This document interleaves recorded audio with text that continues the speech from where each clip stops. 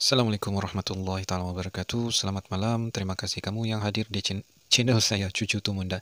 Oke, pada hari ini saya akan berkongsi dengan Anda sebuah kisah seram lah yang bertajuk Diikuti Makhluk Halus. Cerita ini bermula apabila Hasna, bukan nama sebenar, dia terperangkap di dalam kesesakan jalan raya yang menyebabkan pada hari itu dia agak lewat untuk pulang ke rumah lah. Selalunya dia akan sampai di rumah sebelum waktu maghrib lah, ataupun azan maghrib. Tetapi pada hari itu dia terlambat dan sekitar 1,5 jam begitu dia pun dapat keluarlah daripada kesesakan jalan raya. Oleh yang demikian, Hasna pun dia terpaksa mengambil jalan pintas lah untuk menuju ke rumah kediaman dia. Sebab jalan ini masa dia jimat masalah untuk sampai di rumah. Berbanding laluan yang selalu dia guna untuk pulang ke rumah tu, dia mengambil masa yang lama lah. Dan sesampai saja Hasna di rumah tu, dia pun bergegas keluar dari kereta. Terus dia masuk di rumah, melangkah masuk ke dalam rumah tanpa dia membaca Bismillah lah. Dia mungkin terburu-buru lah. Lepas tu dia terus dukung anak dia lah, karena untuk memberi laluan kepada suami dia. Bergegas juga suami dia ni mau pergi ke masjid lah, sebab masa tu Hasna sampai di rumah azan maghrib sedang berkumandang lah. Suami dia pun mau bergegas lah untuk ke masjid. Hasna pun dia belum sempat lagi lah untuk membersihkan diri, mandi begitu. Dia terus menyuapkan makan malam kepada anak-anak dia dan juga menyusukan anak dia lah yang berusia 7 bulan. Untuk pengetahuan kamu lah, Hasna ni dia ada 2 orang anak. Yang satu tu berumur 4 tahun dan yang satu lagi berusia lebih kurang 7 bulan lah begitu. Yang berusia 4 tahun ni nama dia Salim lah, dan yang berusia 7 bulan ni nama dia si Salman lah. Setelah selesai, Hasna dia menyuapkan makanan kepada Salim dan juga menyusukan anak kepada si Salman. Hasna pun dia meletakkanlah anak dia ni si Salman ni dia letakkan anak dia di buayan lah, dan dia pun cepat-cepatlah membersihkan diri, mandi di bilik mandi lah, lebih kurang gitu. Sementara anak dia yang satu orang lagi tu, si Salim, dia bermain dengan mainan dia lah di ruang tamu. Begitu juga dengan si Salman yang baru berusia 7 bulan tu di dalam buayan lah. Mungkin tengah tidur kah ataupun dan kira-kira 20 menit begitu selepas selesai Hasna ni mandi, jadi dia buka pintu lah. Bila dia buka pintu, dia terkejut lah sebab si Salim ni dia berdiri di depan pintu bilik mandi Hasna. Dan Salim ni dia cakaplah dengan Hasna, "Mama, ada orang. Mama, ada orang. Mama, ada orang." Lebih kurang begitu. Hasna pun dia terkejut lah sebab setahu dia di rumah dorang tu tidak orang lain kecuali Hasna, Salim dan juga Salman dan juga suaminya. Suaminya sedang solat berjemaah di masjid lah.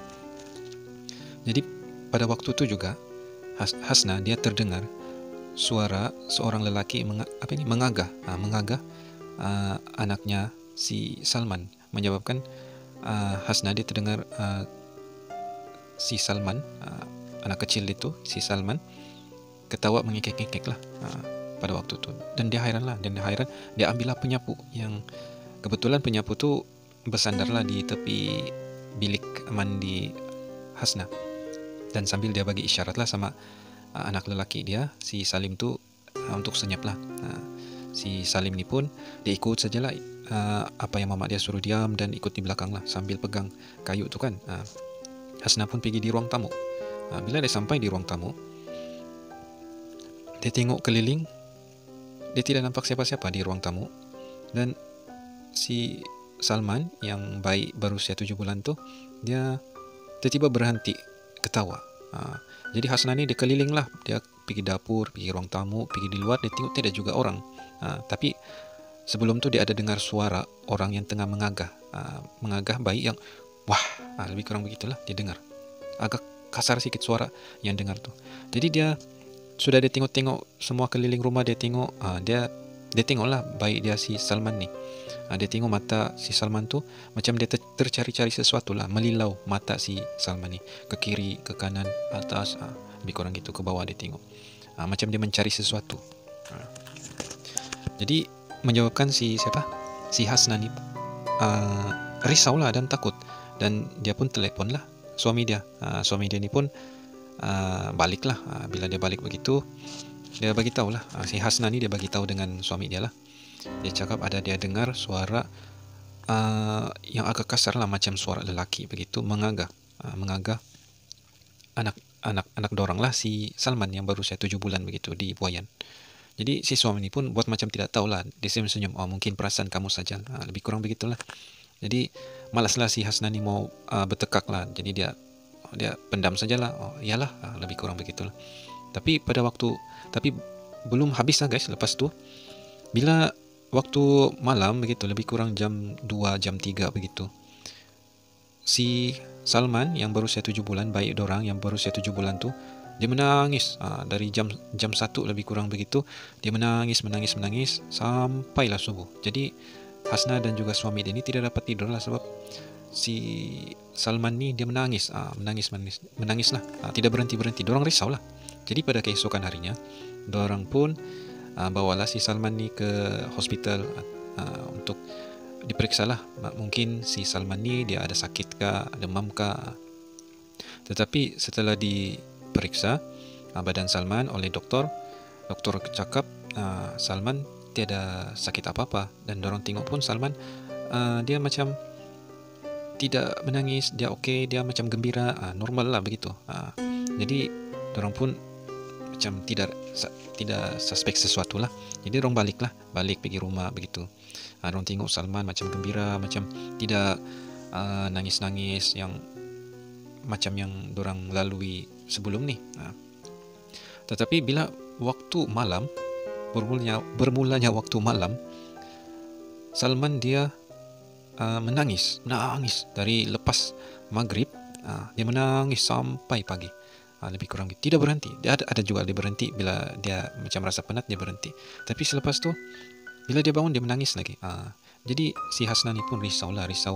Jadi risau begitu, suami dia pun risau. Jadi pada malam yang ketiga lebih kurang begitu, adalah suami ni dia kenal ada satu orang ustaz ni, dia memang ada ilmu pasal ruqyah, lebih kurang begitu. Jadi dia panggil pergi rumah lah. Sampai saja ustaz tu di rumah, dia tengok rumah tu, dan lepas tu dia cakaplah dengan suami si Hasna ni. Dia cakap ada sesuatu yang benda ataupun makhluk yang bukan dari rumah ni, dia terikut. Jadi dia telah mengganggu lah.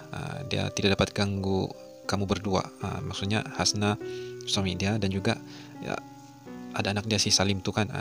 Dia tidak dapat ganggu, dia ganggulah yang baik kecil tu. Dan baik kecil tu dia menangis sebab benda tu, makhluk tu yang entah dari mana dia inilah mengganggu si Salman, sampai Salman menangis apa semua begitu.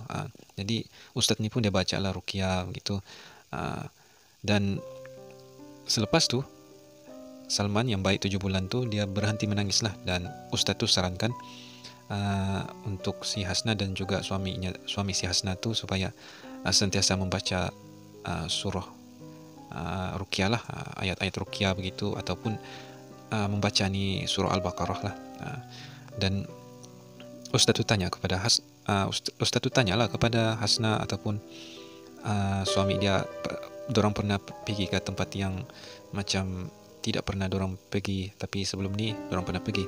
Jadi Hasna pun dia teringatlah yang dia pernah lalui satu jalan pintas lah, yang di mana jalan tu ada hutan, kira macam banyak hutan tebal, tapi tidaklah tebal sangat guys, untuk sampai di rumahnya. Lepas tu ustaz tu cakap, kamu sebelum masuk ada baca bismillah ke apakah, lebih kurang begitu. Hasna pun macam tidak ingat lah, mungkin dia ada terlupa masa tu. Jadi ustaz tu pun cakap, kalau macam begitu sebelum masuk rumah kamu kena baca bismillah lah, ataupun kamu kena baca bismillah 5 begitu sebelum masuk lah. Kemungkinan benda yang mengacau atau mengganggu bayi kamu nih mungkin dia berasal dari tempat tuh lah yang hutan tuh, mungkin dia terikut ataupun tidak tahu lah apapun dia, tapi begitulah. Jadi selepas kejadian itu, Hasna dan juga suami dia pun dorang mengamalkanlah ayat-ayat ruqyah, dan juga dorang ni pun membaca ni surah Al-Baqarah. Selepas tu sejak tu baik dorang tidak sudah menangis, tidak sudah malam-malam dia menangis yang teruk sangat lah. Jadi benda tu mungkin sudah lari lah, sudah lari ataupun dia tidak dapat masuk di rumah tu. Begitulah guys. Jadi begitu sajalah cerita dia pada malam ini. Harap cerita ni kamu seronoklah dengar ataupun enjoy lah. Jadi kepada kamu semua ataupun saya juga, kalau kamu pergi satu tempat yang orang kata yang kamu tidak biasa ataupun tempat yang keras kah begitu, pas tu kamu balik pergi rumah, kamu inilah amalkan tulah baca bismillah 5 kah ataupun sekurang-kurangnya baca bismillah. Lepas tu masuklah dengan kaki kanan lah, dan kita lepas tu baru baca inilah assalamualaikum, lebih kurang begitu. 3 lah. Sebelum masuk buka pintu tu baca bismillah ataupun bismillah 5. Yang kedua langkah dengan langkah kanan, dan yang ketiga kita kena bagi salam lah, assalamualaikum, untuk mengelak daripada benda-benda yang makhluk halus masuk pergi rumah kita dan akan mengganggu kita lah di kemudian hari. Begitu. So guys, begitu sajalah untuk kali ini. Semoga kamu terhibur. Kita jumpa lagi di video yang akan datang. Semoga harap nih lah apa?